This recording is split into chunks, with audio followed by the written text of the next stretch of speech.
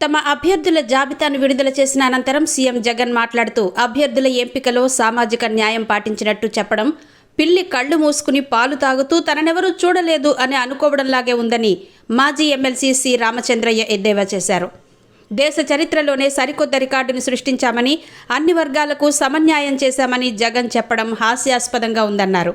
రాష్ట్రంలో కేవలం 5% ఉన్న రెడ్డి సామాజిక వర్గానికి 49 సీట్లు కేటాయించి 52 నుంచి 60% ఉన్న బీసీలకు 48 సీట్లు మాత్రమే కేటాయించడాన్ని సామాజిక న్యాయం అంటారా లేక సామాజిక అన్యాయం అంటారా జగనే చెప్పాలన్నారు. ఇక రాయలసీమతో పాటు గ్రేటర్ రాయలసీమలో దాదాపు 20% ఉన్న బలిజ సామాజిక వర్గానికి ఒక్క సీటు కూడా కేటాయించకపోవడాన్ని ఏమనాలి అని రామచంద్రయ్య ప్రశ్నించారు.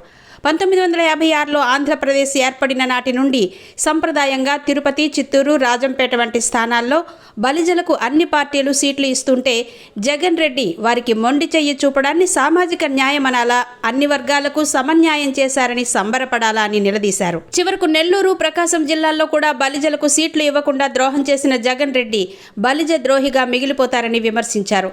ఈ అవమానాన్ని బలిజలు ఎట్టి పరిస్థితుల్లోనూ సహించరన్నారు. అసెంబ్లీతో పాటు పార్లమెంటు సభ్యుల ఎంపికలో కూడా జగన్మోహన్ రెడ్డి సమన్యాయం పాటించలేదని విమర్శించారు.